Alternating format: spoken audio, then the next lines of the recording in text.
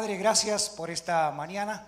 Te ruego que tu gracia esté sobre nosotros, como siempre lo está. Sobre todo, háblanos por tu palabra. Padre, abrimos la palabra, pero tú abre nuestra mente. En el nombre de Jesús. Amén. Quiero hablar hoy de Génesis capítulo 6. Y esto es el capítulo que tiene la historia del diluvio. Así que hay una foto que va a aparecer ahí.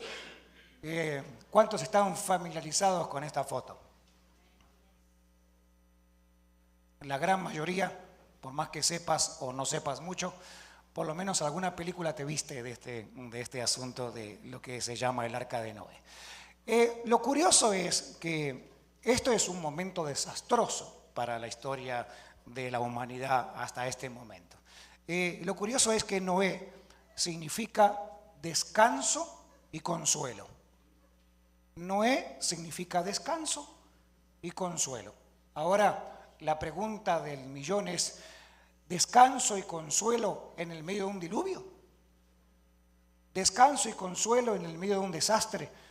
Como que no tiene nada que ver, o por lo menos no coincide en muchas cosas. Yo más bien podría pensar que Noé significa desastre y corrupción, o problemas y caos, pero no. Noé, que tiene un significado muy curioso, significa puntualmente descanso y consuelo. Lo que voy a intentar enseñar en esta mañana es qué relación tiene Noé, qué relación tiene la definición de su nombre inclusive, con lo que realmente la historia de la barca o del arca de Noé es.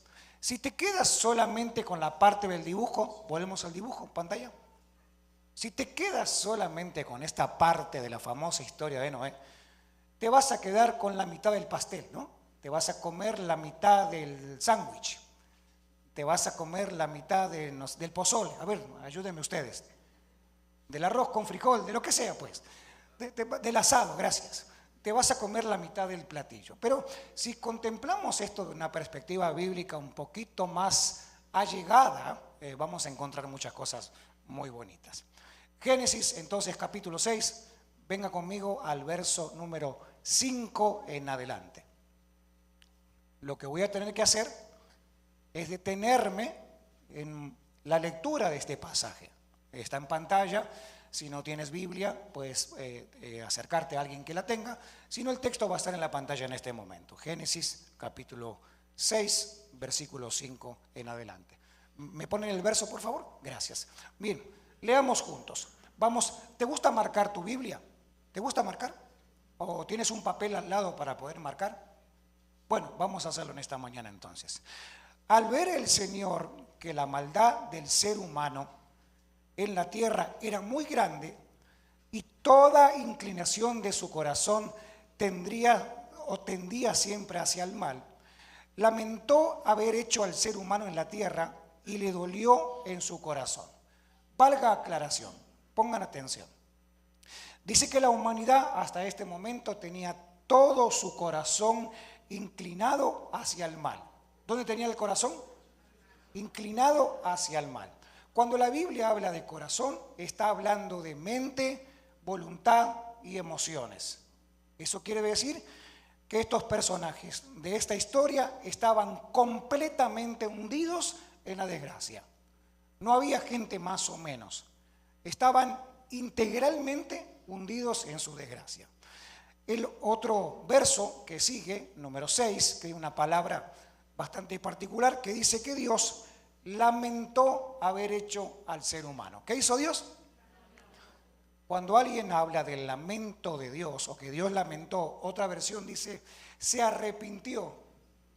Lo que la Biblia está intentando enseñar es que eso se llama antropomorfismo, que significa una característica humana para dársela a Dios, una cualidad humana para dársela a Dios. La pregunta para ustedes: ¿Dios se arrepiente? Por otro lado, la Biblia dice que Dios no se arrepiente, que Él no es justamente hijo de hombre para arrepentirse. Entonces, ¿cómo se interpreta este pasaje en particular? Que Dios se arrepintió de ver a la gente en desgracia, a la que Él creó. ¿Cómo lo interpretamos? con esa palabra rara que ustedes acaban de aprender, que significa que a Dios le dolió también el corazón. ¿Dios tiene corazón?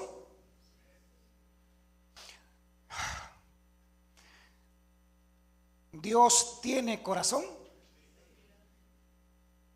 La tercera vez siempre suena mejor. Quizás es mi voz que no llega a tus oídos. ¿Dios tiene un corazón? Bueno, vamos a empezar la clase bíblica otra vez, porque realmente Dios es espíritu. Entonces, ¿Dios tiene corazón? ¿Cómo cambian de opinión tan rápido? Pues, cuando hablo que Dios lamentó, cuando hablo que Dios se arrepintió, cuando hablamos del corazón de Dios, no estamos hablando de algo literal. ¿Por qué razón? Porque Dios no es un ser humano. ¿Dios es qué? Entonces, ¿Dios tiene corazón? ¿Dios realmente se lamentó? Entre mi garganta y tu sordera, no sé con cuál me quedo. Lo que está intentando enseñar la Biblia es la gravedad de la situación. Esto estaba caótico y Dios demuestra a través de la Escritura el dolor que siente, la congoja que siente Dios, creador, al ver a su propia creación tan corrupta camino a la desgracia. ¿Me están siguiendo hasta acá? Bien, perfecto. ¿Cómo sigue este asunto? Vamos a entrar en materia un poco más rápido de lo debido. Había alguien, verso 9, había alguien que la Biblia misma nos dice que era una persona justa e íntegra que anduvo fielmente delante de este Dios. ¿Este se llamaba cómo? El domingo pasado estudiamos acerca de Enoc, también otro tipo que caminó con Dios y que era justo en su conducta. Ahora nos encontramos con Noé, que también es una persona que por lo que vemos es uno en el millón, ¿no? Alguien que tiene gracia de parte de Dios para caminar en una manera no corrupta como todo el resto. Síganme por favor en el versículo número 12. Vamos al verso número 12. Al ver Dios tanta corrupción en la tierra y que la gente se había corrompido en su conducta, le dijo a Noé: yo he decidido acabar con toda la gente, pues por causa de esta tierra que está llena de violencia, así la voy a destruir a la gente junto con la tierra. A ver, la anunciación es literalmente del fin del mundo, por lo menos hasta este momento. ¿Me siguen la idea? Bien, perfecto. La pregunta: ¿cómo estaba la humanidad hasta este momento? ¿Cómo el hombre se estaba comportando delante de Dios? Lucas capítulo 17,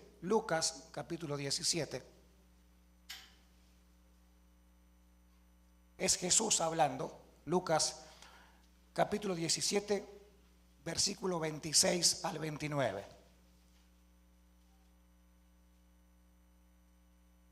Miren qué interesante es lo que dice Jesús. Este es Jesús hablando. ¿Quién es hablando? Y Jesús agarra justamente el ejemplo de Noé, como también agarra el ejemplo de Lot. Lot y Noé se estudian juntos. Y ahora van a ver por qué. ¿Cómo era la condición? Jesús mismo lo dice. Lean conmigo, por favor. Lean ustedes. Tal como sucedió.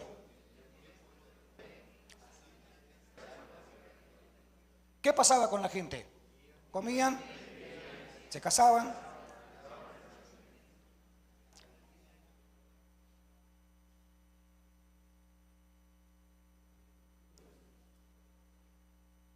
Tremendos maestros, me encantó. Estoy aprendiendo un montón con ustedes. Síganme la idea. ¿Cómo estaba la gente en este momento antes del diluvio? ¿La estaban pasando mal o la estaban pasando bien según ellos? ¿Cómo? Bien. La mayoría de nosotros pensamos que la venida de Jesús, la pronta venida de Jesús, la antesala a la pronta venida de Jesús son catástrofes, ¿verdad?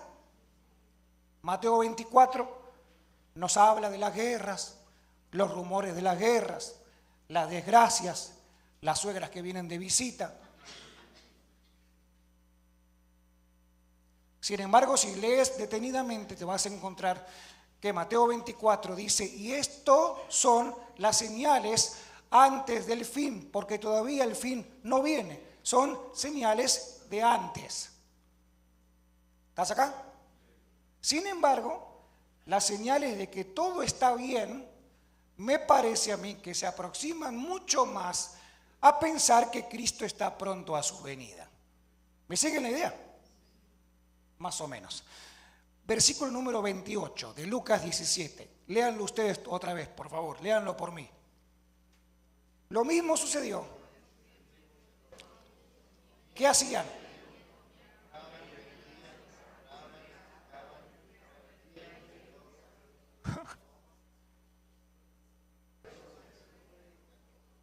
Tremendos predicadores. En la de Lot, la lluvia no fue agua. En la de Lot, la lluvia fue. Bueno. Y las características son muy similares, ¿no? Sodoma y Gomorra estaban pasando ¿qué tiempo? Un muy buen tiempo.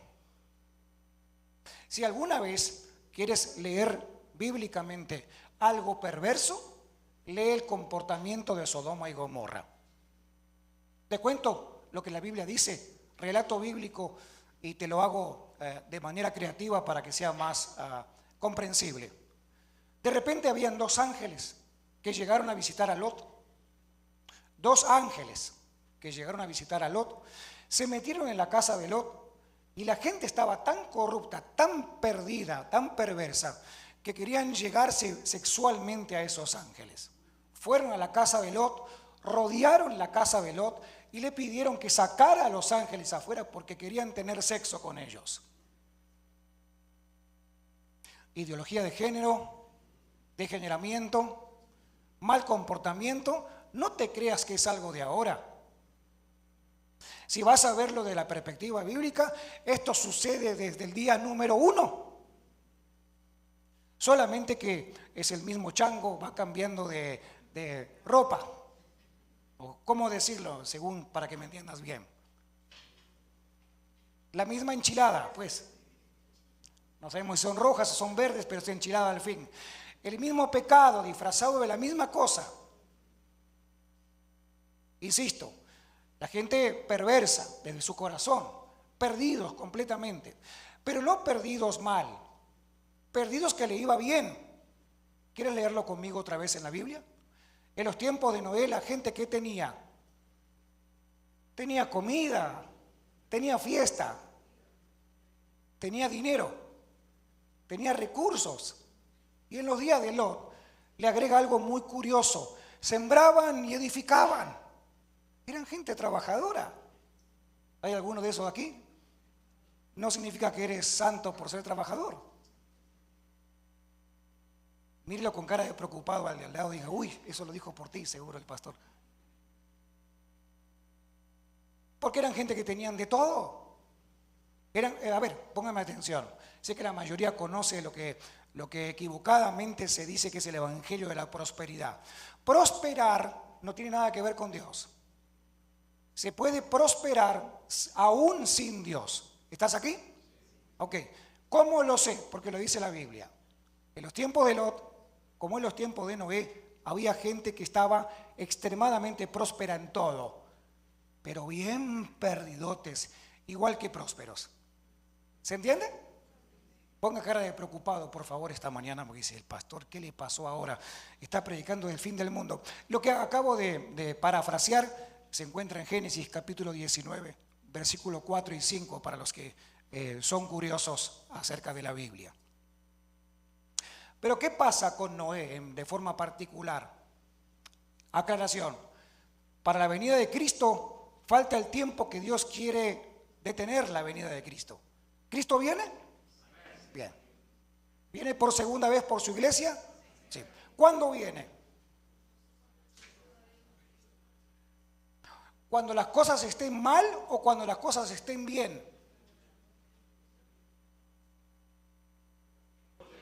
Mateo 24 es, lo primero es que las cosas van a estar mal. Y después que estén mal, sí, después vienen las cosas buenas. La confusión nuestra, póngame atención, ojalá aprendamos juntos, es pensar, seguir las señales de las cosas malas para pensar que eso es lo que va a marcar la venida de Cristo. Mis queridos en el Señor, Quizás es la primera vez que escuchas una enseñanza así. Lamento mucho no tener mi garganta al 100, pero las señales buenas también están marcando que el Señor viene pronto. Así que si te va mal, tienes que preocuparte porque te está yendo mal. Pero si te está yendo bien, tienes que estar aún más preocupado.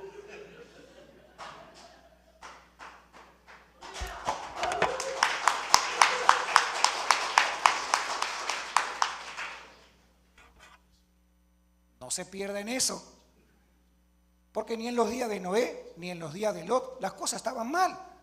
Todos tenían todo. Sembraban, cosechaban, construían, compraban, vendían, tenían sexo, rock and roll, ¿qué más querían?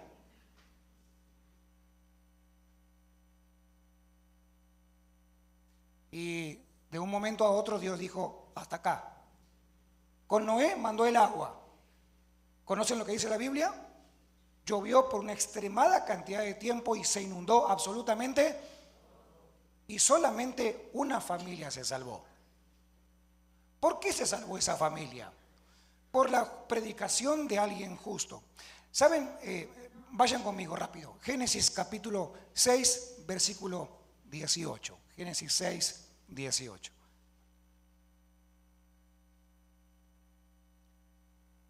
Génesis 6, 18. Porque por el pregonero, por el mensaje de Noé, por la predicación de Noé. Pónganme atención, por favor.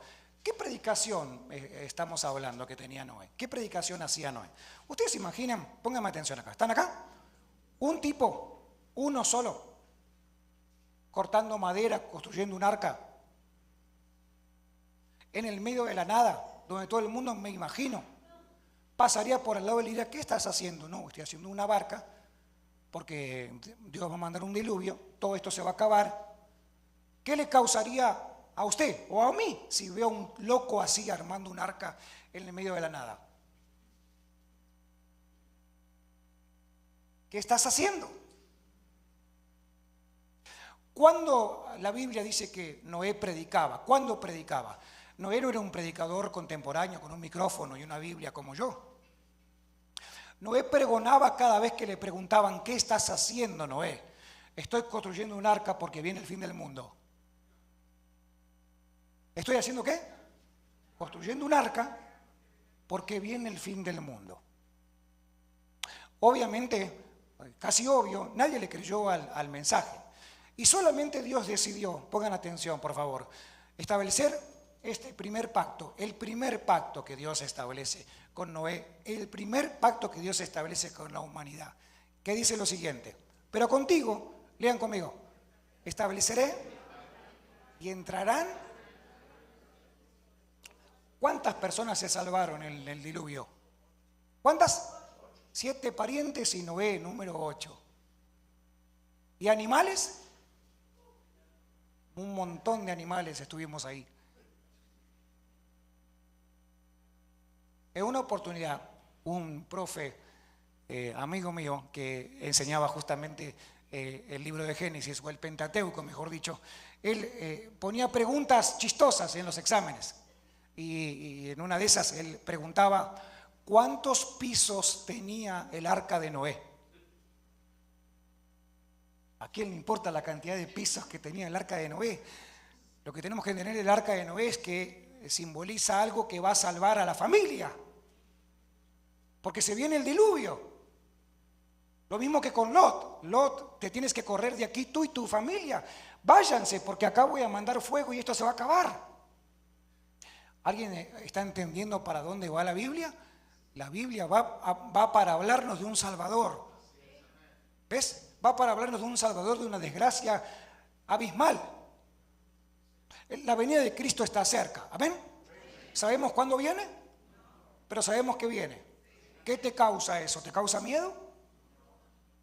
¿Qué te causa?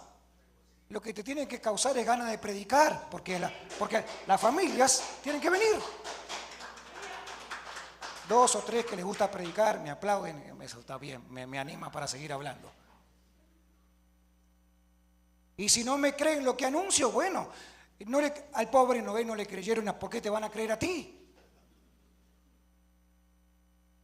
Si al pobre Noé construyendo un arca en el medio de la nada se lo tomaron como un loco, ¿qué problema hay que te tilden como loco a ti? Déjeme seguir enseñando, por favor, porque acá sucede el primer pacto. ¿El primer qué? Porque Dios es un Dios de pactos. Y acá va algo lindo que quiero enseñar. El cuadro, por favor. Bien, perfecto.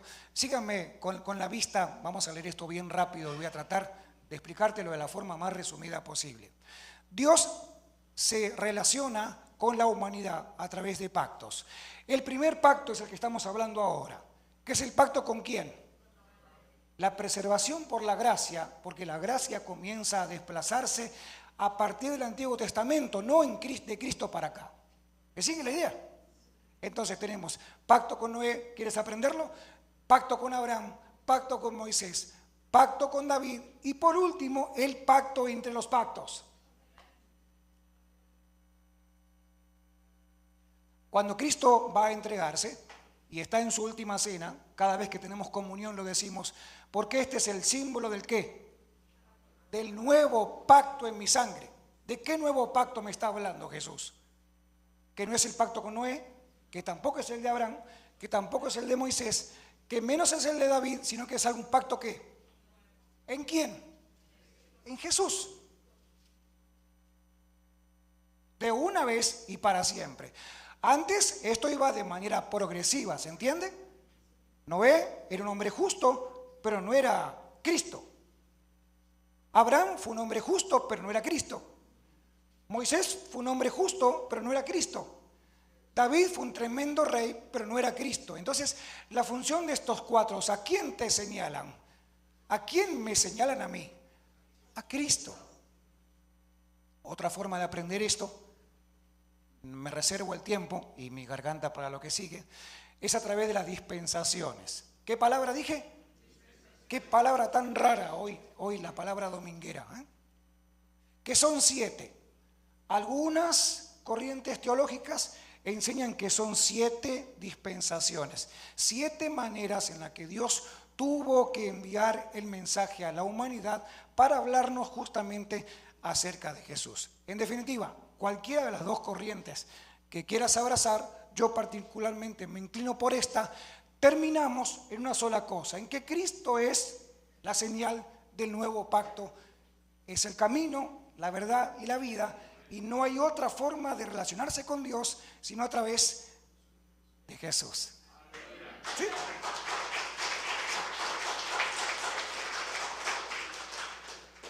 Porque la salvación para Noé fue para la casa. Fue él y ¿quién más? ¿Hizo qué? Suegra incluida.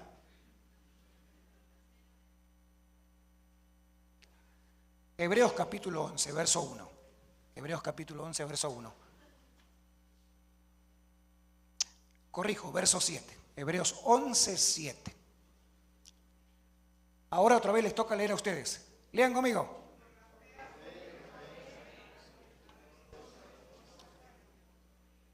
¿Para salvar a quién? Para salvar a...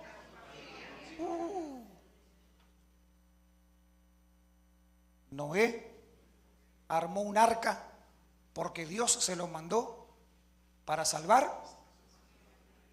La Biblia dice que por esa salvación que Noé armó para salvar a su familia, condenó el mundo. A ver, unos salvos, otros condenados. Blanco, negro. Si a mí me fue bien, ¿a ti cómo te fue? Mal. Si yo estoy flaco, tú estás gordo. Si yo estoy blanco, tú estás negro. Si yo estoy feliz, tú estás... No quieren ceder los hermanos hoy. Están aferrados a su fe. A Noé le fue mandado, fue enviado un mensaje rarísimo. Arma un arca porque tu familia se va a salvar. Ellos se salvaron, el resto se condenaron. ¿Se entiende hasta acá? Porque así es Dios. Dios es soberano. ¿Por qué pasó lo que pasó? Porque Dios es soberano. ¿Entiendo lo que pasa? No lo entiendo. ¿Lo acepto porque viene de parte de Dios? Sí, lo acepto. ¿Están acá conmigo? Bien. Y ahora voy a lo que creo, voy a empezar a predicar ahora. ¿Estoy listo para hacerlo? Hay algo muy maravilloso que sucede basado en esta promesa. Y en Hechos de los Apóstoles, ahora ya en el tiempo del Nuevo Testamento, inclusive en el tiempo en el que el Espíritu Santo ya ahora opera de manera diferente a como operaba en el Antiguo Testamento, vayan conmigo a Hechos, capítulo 16, versículo 31.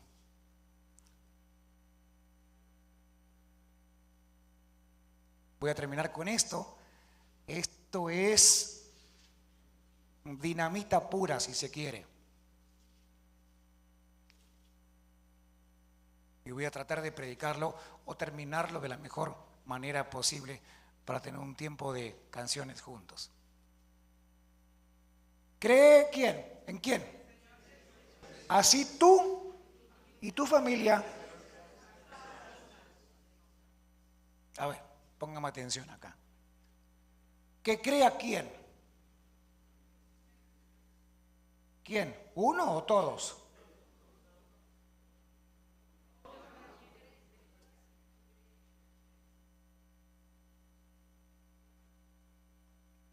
Usted los domingos tiene que venir bien preparado porque acá volvemos a la escuela, ¿eh?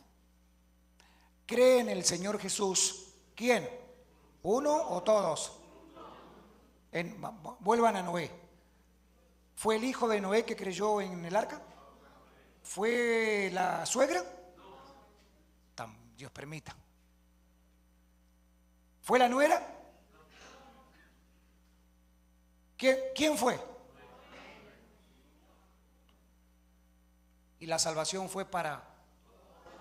Pero pastor, no es que uno tiene que confesar a Cristo. Claro, espéreme.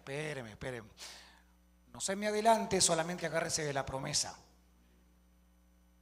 Porque después Dios sabrá cómo trata con cada quien. Pero póngame atención, por favor. Porque a veces nosotros nos sentamos en el trono de Dios, ¿no? Y decimos, tiene cara de salvo. Sí, hijo de pastor, no le queda otra. El pobre durmió en las bancas y terminó todo traumado. Ahora está todo despeinado así.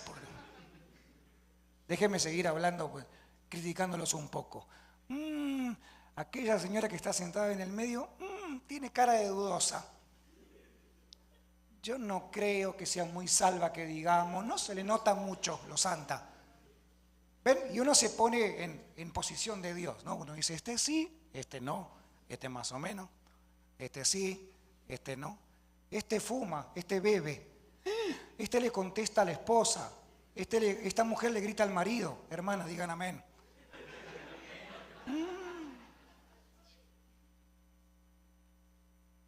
Este llega tarde al trabajo, este es irresponsable, este de repente se queda con algo en el bolsillo que no le corresponde. O sea,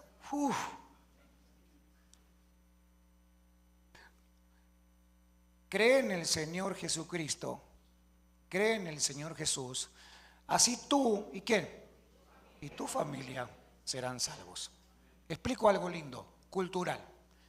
Las familias en el tiempo del Nuevo Testamento, inclusive del Antiguo, pero puntualmente en Hechos, las familias incluían, ¿están listos? Cuñadas, cuñados, obviamente hijos, hijas, cuñados, cuñadas, suegras, ya no puedo ni decirlo eso, yernos, tías, tíos, fierro pariente, me salió, sí, toda la parentela. Espere que esto usted me va a entender. Síganme la idea acá, por favor, síganme la idea acá. ¿Alguna vez usted, por ejemplo, Paola trabajó de nani, cuidó a un niño por algunos años mientras era soltera, ¿no? ¿Cuánto tiempo cuidaste al nene este? Como 5 años. Entonces, de repente Pau cuidaba a ese niño en aquel momento. Y las familias, la familia que, digamos, papás del niño, a veces salían de vacaciones. Entonces le decían a Pau, y te contratamos, te llevamos con nosotros. ¿Alguna vez usted trabajó de eso? ¿O sabe de alguien? No, usted ni trabaja. Entonces te dice, te traemos. Pero no vamos a ir de vacaciones, por ejemplo. Te vamos a pagar todo. Ya tiene un lugar donde dormir, un plato de comida y obviamente un salario extra. ¿Se entiende? En ese momento, mi esposa en su tarea o usted en la suya, en ese momento usted es parte de la familia. En el tiempo antiguo era todavía mucho peor, porque los siervos, los trabajadores de la casa, vivían en la casa. ¿Vivían en dónde? Cuando hablamos de serán salvo, ¿quién? Tú y tu casa, tu familia. ¿Ven cuando en tu versión 1960 dice serás salvo tú y toda qué? Lo que está hablando es que toda la casa va a ser salva. ¿Puedes mirar por un minuto tu casa salva? ¿La puedes ver? Cierra tus ojitos un momento, Señor, y dile, Señor, gracias porque vas a salvar mi casa. Vas a salvar mi casa.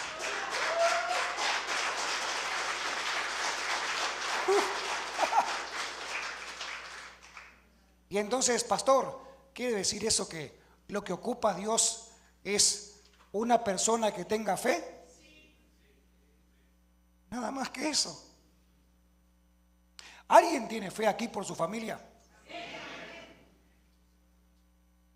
Entonces Dios te promete algo.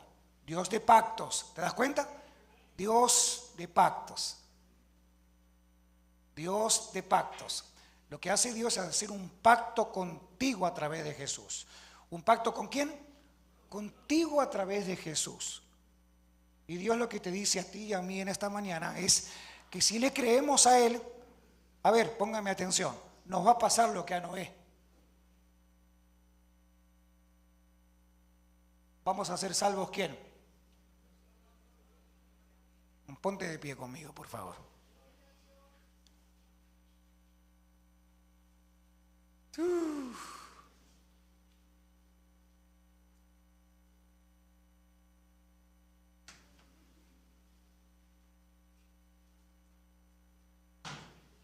Y lo que vamos a hacer ahora es creer juntos. Creer juntos por la salvación de nuestra casa.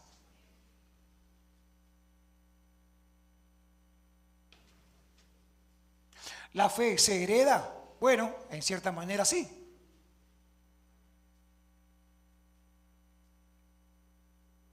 Porque la fe es lo más influyente que puedes tener, querido papá, querida mamá. Tu fe es lo más influyente que puedes tener.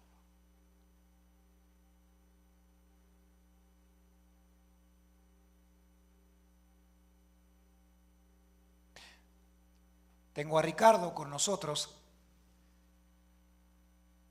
que el Señor le regala después de 25 años ver a su mamá.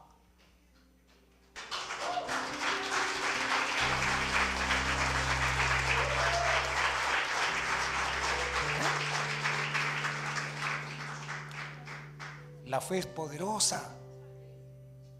La fe salva. Espero en Dios, para mí y para ustedes, que ustedes puedan ver con sus ojos naturales, digamos, estar vivos para poder ver cómo la fe avanza en tu familia y hace cosas hermosas de regreso por su gracia. Pero si te toca irte primero, tranquilo. El reino se sigue extendiendo. El reino se sigue extendiendo.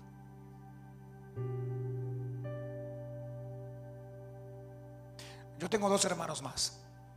El menor es el más travieso de todos. Mauro tiene 44 años y lamentablemente tiene casi 20 años o más de tener adicción a la cocaína. La semana pasada me llamó y me dijo, yo quiero que ores por mí porque yo quiero volver a la iglesia. La fe alcanza a la familia. ¿Ves? La fe alcanza a la familia. ¿Por qué creo en un Dios que hace pactos? Por lo que te estoy tratando de enseñar. Dios nos prometió por Jesucristo que nuestras familias serían salvas. Querido papá de un niño adolescente, tranquilo. Querida mamá de un niño adulto que mete la pata más de lo que camina, tranquilo. Querida esposa que ora por su marido que nunca cambia, tranquilo, tranquilo.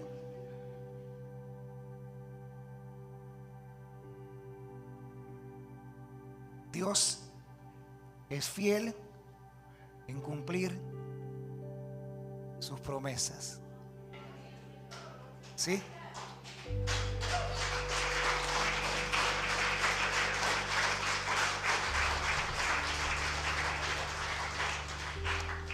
Las promesas de Dios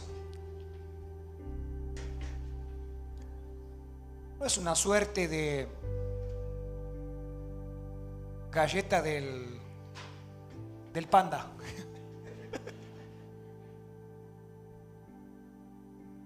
¿Se entiende lo que digo? Eso no son promesas. Espérenme, porque esto es lo mero bueno. Termino acá, ahora que tengo la garganta caliente. Espérenme, miren.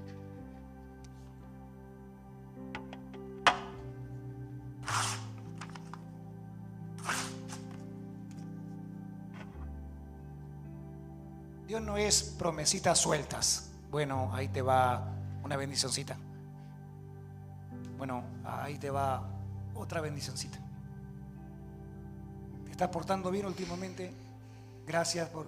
Eres fiel, ahí te va otra bendicioncita. ¿Tú te has portado más o menos patino? Ahí hay... Ay, sí, ese me cae bien, otra bendicioncita. La Biblia dice que todos estamos benditos en Cristo. Por eso Dios no reparte bendicioncitas como si fuera agua bendita de la iglesia tradicional, de charquitos y escupiditas por ahí. Toda nuestra bendición la tenemos en Cristo. ¿Se entiende? ¿Se entiende? Y Cristo no es por partes, es Cristo. Efesios dice que con Él nos sentó para que disfrutemos de todas las bendiciones que solamente se encuentran ¿en quién? En Él. Cuando hablamos de promesa, no hablamos de cosas sueltitas. Hablamos de algo certero, porque Cristo es quien sella con su sangre esa promesa que te dio.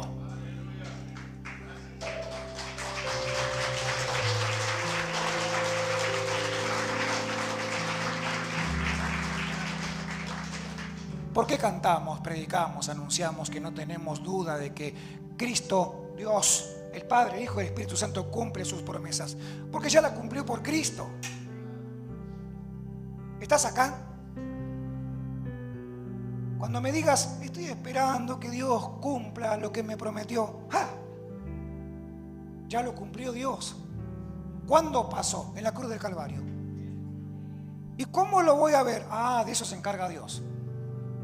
De esa sí te la dejo a ti para que ores a Él y veas cómo. Pero la promesa ya está cumplida, porque Cristo ya se entregó, murió, resucitó, al tercer día se levantó y hoy ¿saben dónde está? Sentado a la diestra de Dios Padre, intercediendo por tus promesas.